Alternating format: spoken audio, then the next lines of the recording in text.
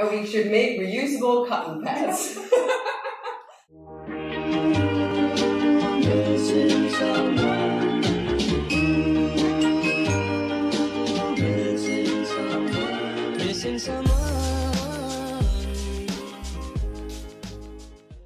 Hi, I'm Jackie from Creative Nights, and this is the very first episode of Craft and Chat, and we are gathering a bunch of inspiring women in Hamburg or globally to craft and chat pretty much. So every time we're going to take on a new project, and today we have Zoe here, and we're going to be making reusable cotton pads. What can I say? I'm Zoe. I'm from the Netherlands. I've been living in Hamburg now for 4 to 5 months, and I have my own blog and YouTube channel, which stand for living a free, adventurous, and more conscious life.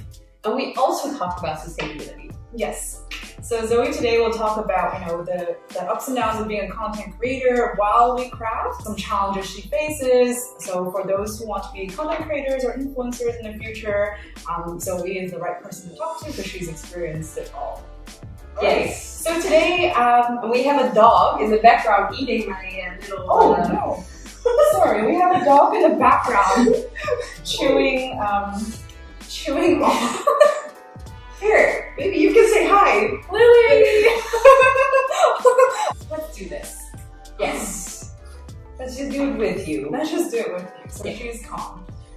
I hope it's still filming. So today we're going to be making cotton rounds. I love this video already. Really? Oh god, I'm sweating so much. So we're going to be making cotton rounds, and what we need is an old cloth or something that we don't use anymore. So today Zoe chose her old bath mat, which is a great option as well. So here we are. And then we have embroidery strings and a pair of scissors and also the needle. And here, that's it. That's it. That's it. Super simple. So what we're gonna do is we're gonna cut 2 pieces. No. It's gonna be a special with Lily today. Yes. So we're gonna cut ourselves 2 pieces of cloth. Yeah. So what you can do is you can trace out the circle, okay, and then cut it. Do I need like a pen for that, or just cut it around it? I usually just cut it around it. Okay. That is Creative Night style. As you know, I'm not the most crafty. She is crafty. Person. Well, I'm the crafty kind of person that likes to buy crafty things from other people who made it. Yay, when I have to make it myself, it's always a bit like, eh. Supporting local artists though. Yes, very much. I love that. I'm a big time Etsy fan also. Do you have a favorite Etsy artist? Ooh. Well, I would totally recommend this embroidery girl. Oh yeah, I'm gonna show you guys later. It's in her bathroom. So basically, would love to get to know more about your because you're a content creator, want to know a bit more about your life. Yes. And basically, if you have to explain to a child, what you do, yeah, as a full-time job, like how would you explain it? I think that's such a great question. I was really like, damn it, what would I say to a child?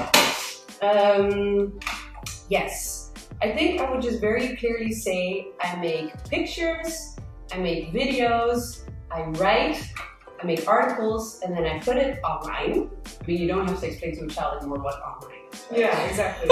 Children nowadays. They know better than we do, usually, what everything is about. Yeah, and then I spread it, and it goes out into the world, and everybody can read or listen or whatever. Yeah. And tell us a bit more about what's so special about your content and what differentiates you from other content creators as well. Yeah, well, I think that, my content is mostly about living a free, adventurous, and more conscious life. And I think that's a slightly different, at least back in the day, especially when I started with my Dutch blog, which is called Moderne Hippies, Modern Day Hippies. That was really something new. It was really just like, a lot of people can relate to this sort of free spirit side in themselves. I think everybody is a little hippie from the inside, or at least wants to be a bit more free and wants to be a bit more adventurous. And I think it's definitely also a thing to think about your impact on the world. And back then, modern hippies was just really a new thing, and just like the whole lifestyle on itself was, I mean, that was already in 2011. So it was just really something else. And I think that still is the main thing, that it's just a little bit alternative, and people like that. Did you start out, let's say, start your career as a content creator, or did you do something else before? And then you got inspired to be a content creator after? Well, I actually, I never knew what I wanted to become. I studied communication sciences at the University of Amsterdam. I knew I always liked communication and media, but I graduated in the middle of the crisis, so there was really no job to be found. And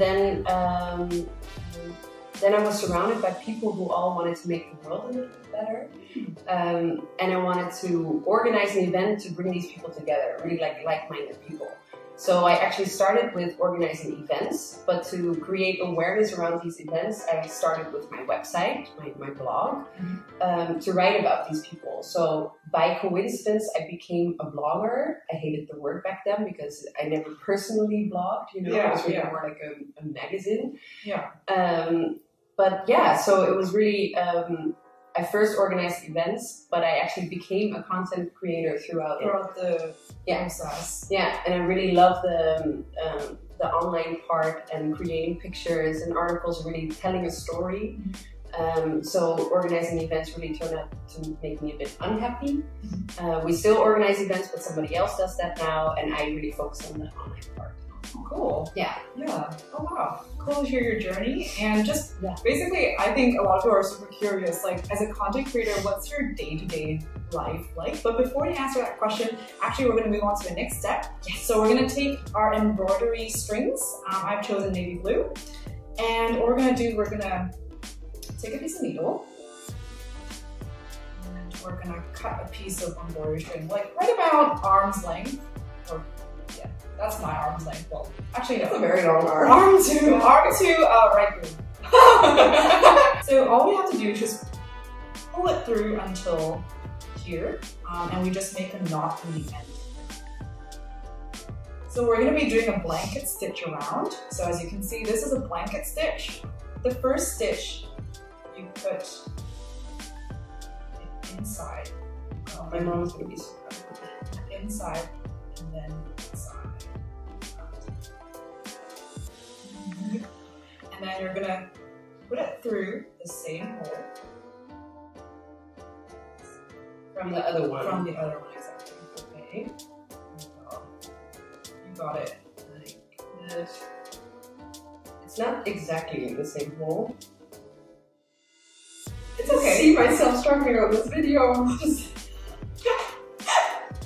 This is the first time. The camera on my head's actually just like. If you see this part here, you basically loop your thread around, okay? That's your first stitch. From then on, it's super easy. What you have to do is you just go behind and, I guess, puncture or like sew through the two pads. Pull it until you have this loop again. There you go. And then you put your needle through this loop. Loop again? Yeah. There you go. That is our second stitch. My question previously was, you know, what's your day-to-day routine as a content creator? Yes. My day-to-day routine. Well, I think every day really looks different by now. It's incredible. Like, I have so many different projects going on at the same time. So I don't really have a routine, but I try to make a routine. So especially in the mornings, for example, I really try to meditate every morning, do a little yoga session in between. But it's really like the Monday can consist out of editing a podcast. I'm also working for this brand that makes podcasts all about nature. And then on Tuesday, I'm making articles the whole day. And on Wednesday, I'm making a video. Oh, wow. I mean, it's really all about content these days. And it's really just, but at the same time, every day is different. And for you, as a content creator, there's always like ups and downs in terms of like seasonal. Maybe there's jobs that are quite seasonal. You know, what do you do usually when there's nothing coming in or when there's too much coming in? Yeah, I guess that's what every self-employed person can recognize, that it's really either like all in and you have a lot to do, or it's like having the feeling that you're standing still and like, oh my god, I need to find a proper job now. Yeah, I have that from time to time too, actually. Yeah, I think everybody can really relate. I think I'm so used to it by now that I really found my peace in times where it's a little bit more calm. And then I also know that I always have things to do in the background. Whether it's like I'm now making a new website out of my media agency, like really the overall thing that I'm doing, and I always have a few hours then that I can work on that. Yeah, there's always projects in the background that I can work on. So that's mostly what I do when it's a bit more quiet around like the clients or campaigns or anything. And when I have too much to do, yeah, that's still a struggle, I guess. I sometimes just really try to work with other freelancers that they can also do a part. I either way really partnered up the last years with people that now do work that I used to do. That's also a whole process in itself, to just divide the work. Yeah. So yeah, just trying to find the balance in it all, and also just giving into this sort of flow of yeah, it's always ups and downs all the time. So being able to be comfortable with it. Yeah, yeah. But I think, I mean, I've been doing this now for 6 to 7 years, so I'm also becoming, I'm also just used to it by now. Okay. It's like, since you've been doing this for a while, you know, what changes do you see in the industry so far for content creators and influencers, so to speak? Yeah, I guess, what am I doing wrong with?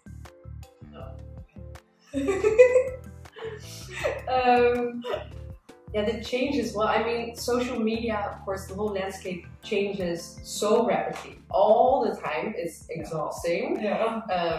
If you're doing YouTube, you have to start with a podcast again. And I mean, back in the day, we all blogged, and then everybody had to start with YouTube.